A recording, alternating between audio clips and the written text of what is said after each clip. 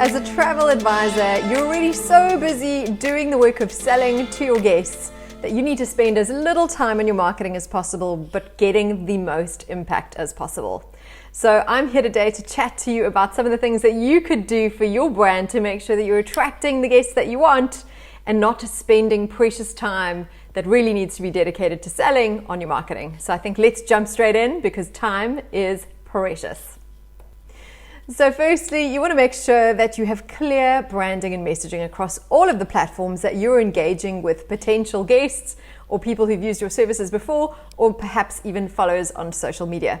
So what are the platforms that you need to really keep an eye out for? And I would say the first one is your email signature. When you start emailing people, everybody who scrolls to the end of that email is going to see the banner beneath. So you want to make sure it's really well designed, that the messaging is clear, and that you're not making people work too hard to understand what it is that you're trying to tell them. So that's a really easy one. It's free. It doesn't cost you anything. So make sure that you're making use of that prime real estate. Then moving on to your Facebook banner. That's again a great space to use for promotions or for whatever messaging is good for your brand at the moment. So don't forget about that. Equally, your LinkedIn banner, if you do have a LinkedIn profile, make sure that you're utilizing the banner space to your advantage. Then Instagram, there's no banner really for Instagram, but if there's something that's of the essence in terms of a promotion that you're running, you could actually change your link. Instead of going to a website, you could put the link to a dedicated landing page to do with that promotion. So don't forget about that Instagram option as well.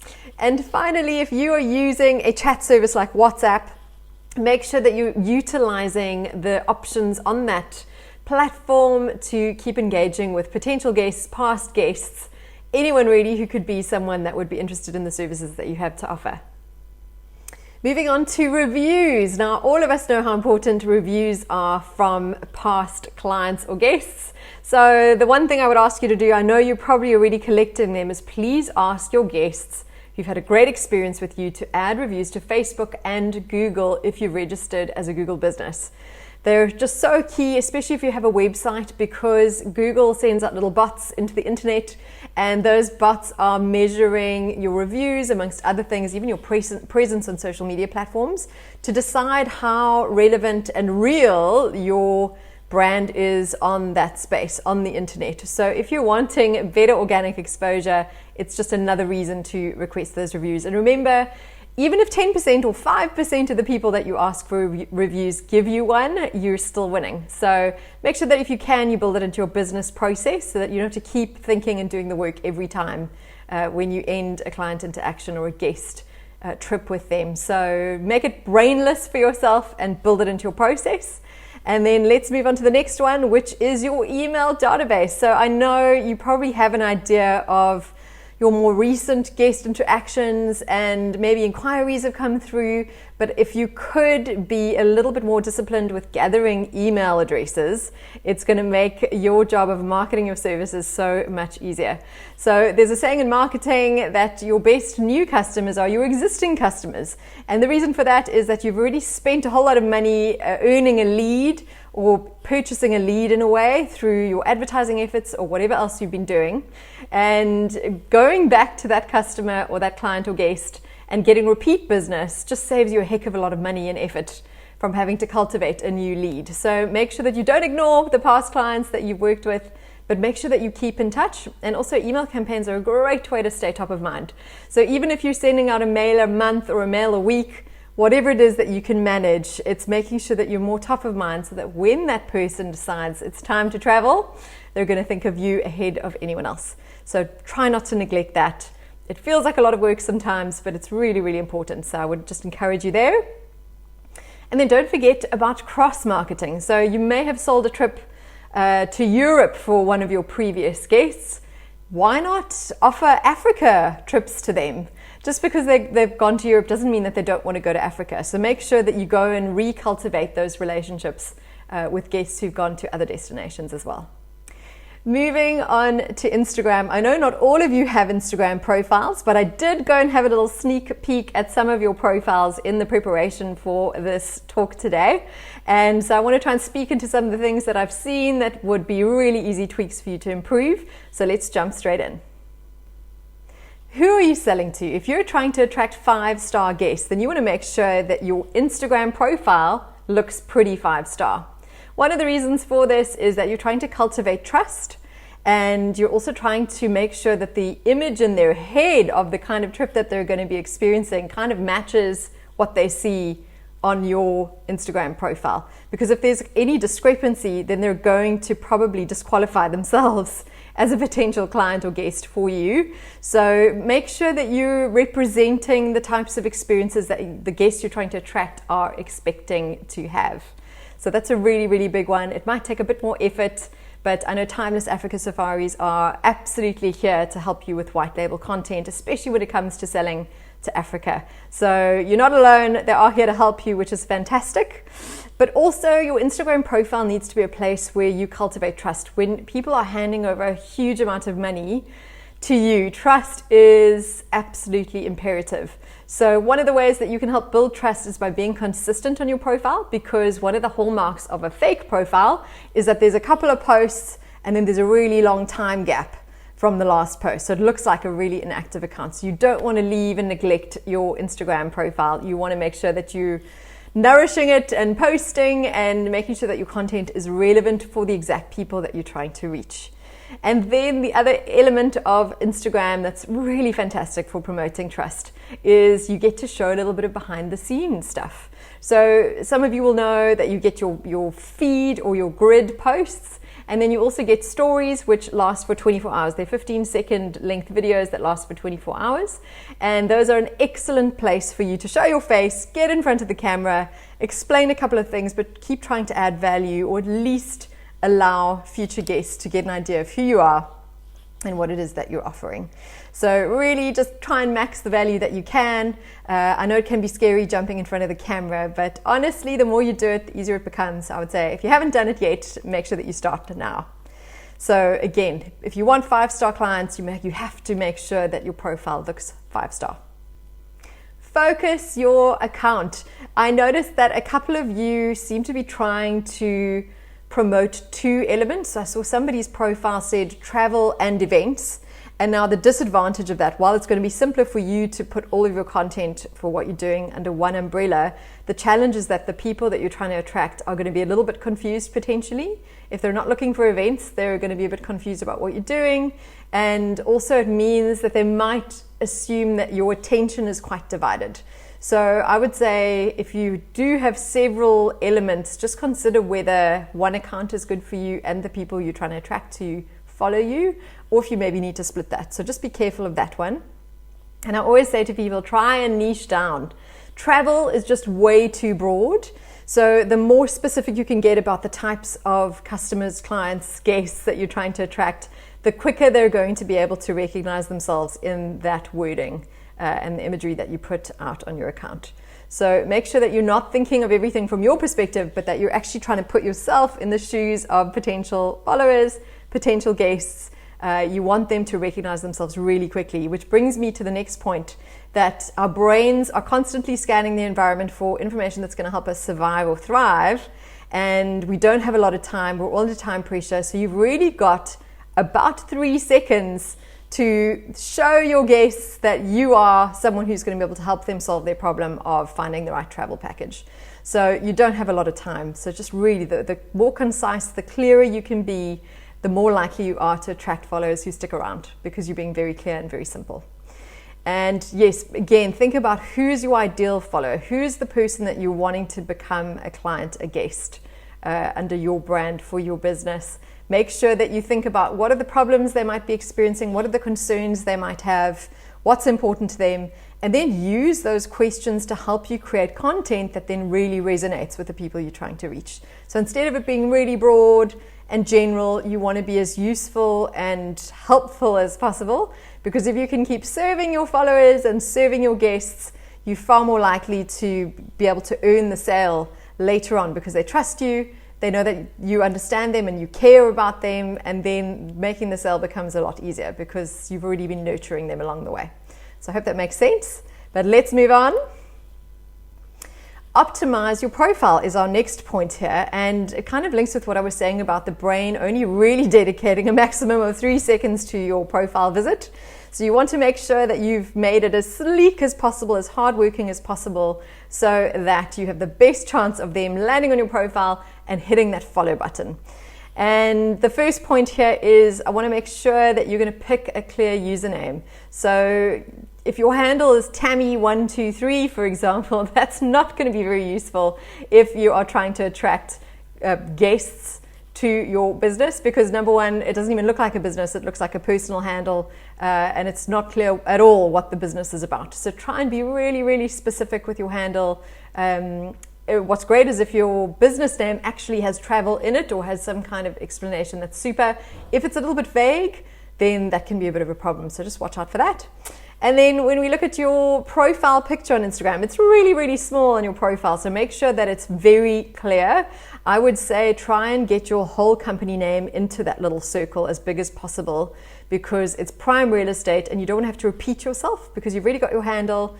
Then you've got your profile photo, and then I'm going to give you a little insider secret on using the bold text that Instagram tells you to put your company name into. So I'm going to say don't put your company name in there again, because ideally it's in your handle. So what I would say is either put your slogan in, if your slogan is actually useful, if your slogan is poetic and, insider info really, and not useful to someone who's scanning, their brain is scanning, it's not deep reading, then I would say ditch the slogan and rather go for something really on the nose. For example, I have a client that does weddings and events, and they're a florist as well. And so instead of putting their slogan, which is a line of poetry, which honestly is very sentimental to them, but it does not mean anything to anyone else, on Instagram I've gone and put weddings, events, and florist, so that when someone new is scanning, they know exactly what business they're looking at. Okay, so hopefully that makes sense to you. I know it does. Then finally, you need to write a bio that clearly explains your account's focus. So it's really, again, prime real estate for people. The brain is in scan mode, and that's where you get to really hook people if you've clearly and concisely explained the value that you can offer. So I'm going to give you a fantastic formula for that. And I call it the bio formula. It's actually also a lovely formula for an elevator pitch, which you can use to memorize and then just deliver with absolute fluency and ease to anyone that you encounter in a short space of time. And the formula goes like this. The first section, you define the main problem. So normally consumers have several problems that they're dealing with, but you want to identify the main problem that your customers experience that you can solve. Then the second part of this formula is to mention how your company solves the problem.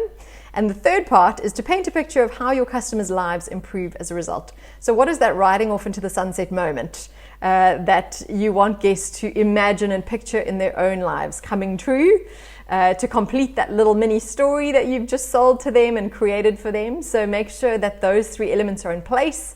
And that's going to really just give the brain so much excitement, because it's a little mini encapsulated story in a very short space, and it's very punchy, it's very hard hitting, especially because you're starting with the problem. And for some reason, our brains just love problems. So that is one way you can do that. I'm going to show you an example from another industry where this works really well. So if you look here at Ecovac South Africa, that's the name of the business. You can see it's Ecovac. Okay, that's the brand name. The region is South Africa, where I'm from. Then you can see in the logo section, it's the icon. So they didn't have a graphic that looked good in that space. So I just went for the icon there. And there instead, in the bold, instead of using the company name again, because Ecovac is already there, we decided to rather explain what is this business about. So there you can see it says AI-powered robot vacuums.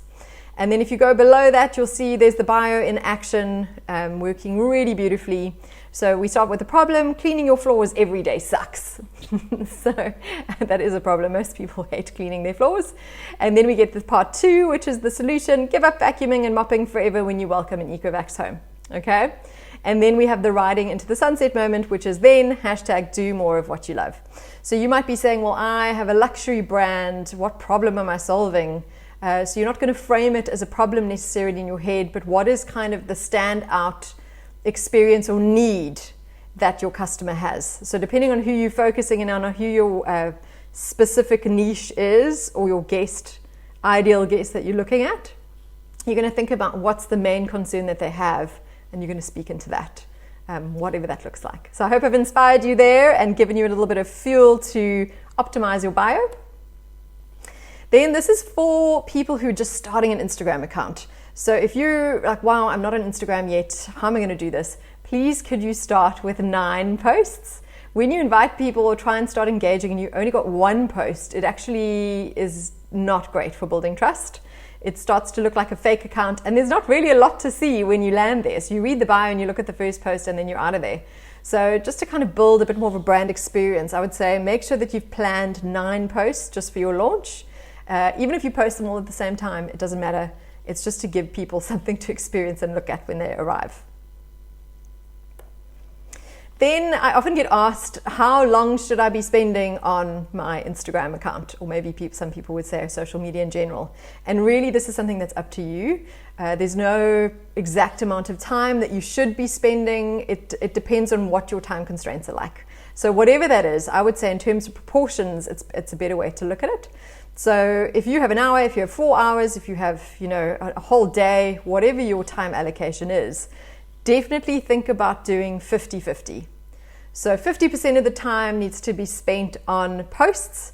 So whether that's post creation and actual posting, that's the 50% of your time. The other 50%, which is equally important, is community building.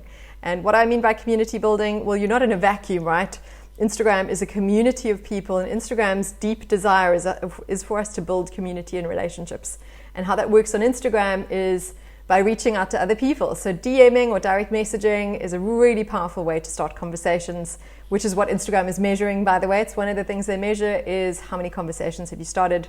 So DMing, liking other people's posts, commenting on other people's posts, saving other people's posts, sharing. It's got to be relevant for your followers. So don't share randomly, because that's going to really bum your followers out.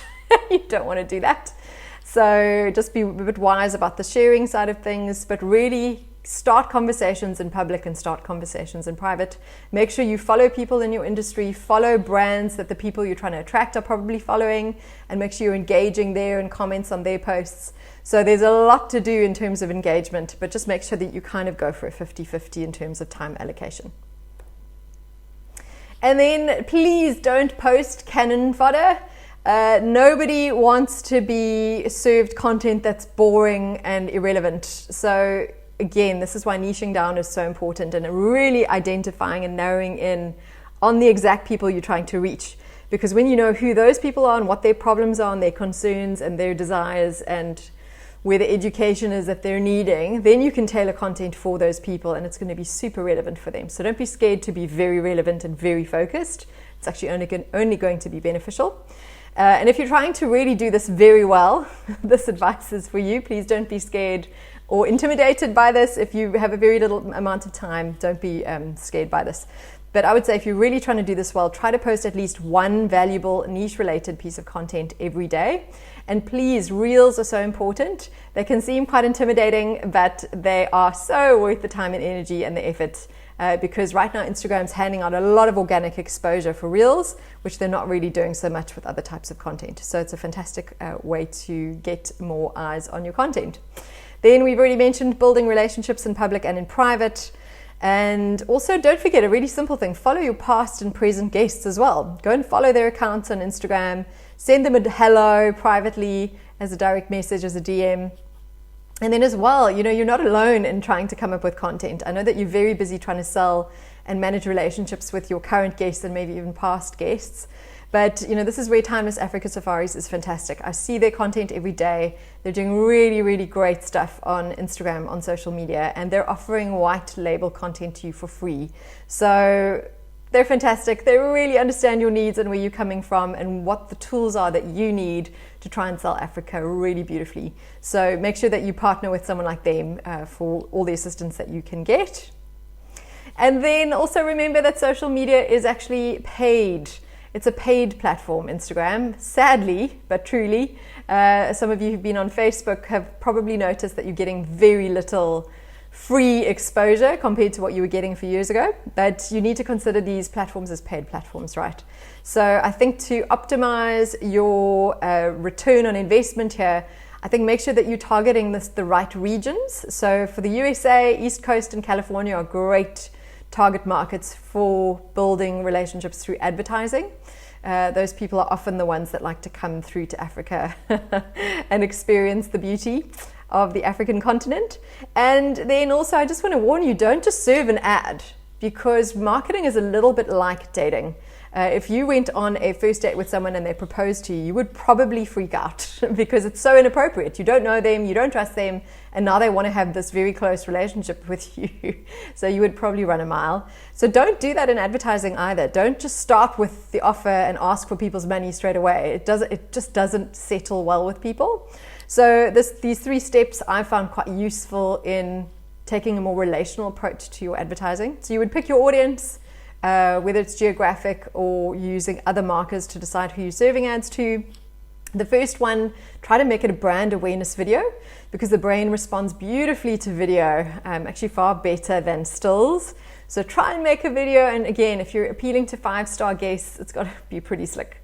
So try and match the expectation or the level of investment that you're expecting from guests. Try and match that in your visuals, and make sure your caption is also, not necessarily asking for a sale, but saying, hey, come and check out our website, or whatever the call to action is, needs to not be too salesy. And then the second ad that you're going to serve to the same group of people is going to be something to make them fall in love. So a carousel ad is normally where people can swipe through and look at multiple images. So if you're selling Africa, Timeless Africa Safaris is probably able to supply, or not probably, I know they are able to supply you with beautiful images that are going to just capture people's hearts and help them really fall in love with Africa. So that's almost a done deal for you, which is lovely. And then the third ad that you serve to the same audience is going to be where you ask for the sale. So maybe there'll be a promotion that you tell them about, but that is sort of a more acceptable time frame for when you ask people for a whole lot of money. So I hope that makes sense to you, and if it doesn't, please feel free to reach out to me. I am on Instagram. My handle is Inago Marketing. DM me, give me a follow, and I'll be more than happy to chat with you through any questions you might have. Or if you're needing marketing assistance, remember the rand is so much weaker than the dollar, so you can probably get a whole lot more bang for your buck using someone in South Africa than you can using a local person in the US. Otherwise, thank you so much for your time. It's been such a pleasure connecting with you and talking about Africa travel, and wish you all the best and hope to see you soon online.